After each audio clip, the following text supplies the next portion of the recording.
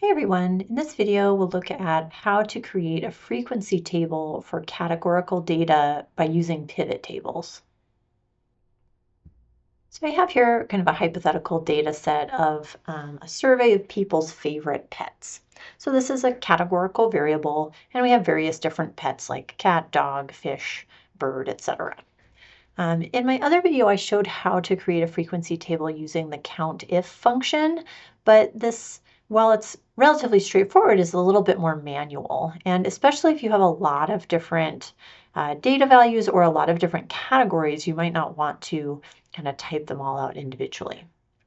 So one tool that is in Excel that can make this really easy is a pivot table. I'm going to start by highlighting my data. I'm just going to highlight the entire column A.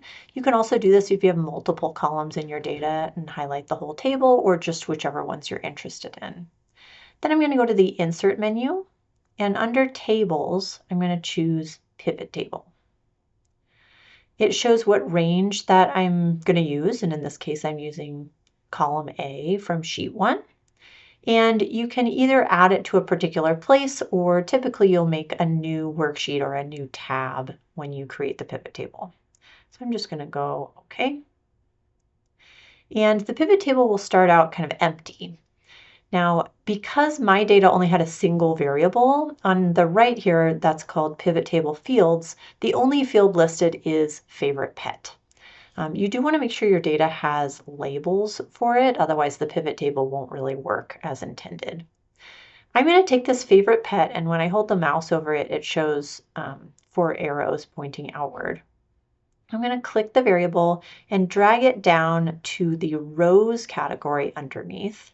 And you'll see that in the spreadsheet, we now have row labels that lists all the different favorite pets that were in the data set.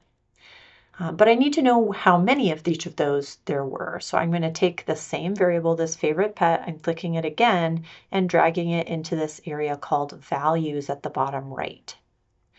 And you'll see that this automatically says count of favorite pet. If you're looking at categorical data like this, the count is going to be the default. If you had numerical data, in your labels, you can also do things like find the maximum or the sum or the average in the values options. But for this purpose, this is counting up how many of each row label or each type of pet we have, and that is our frequency table. Pivot tables can be a little bit difficult to work with because you can't really change them.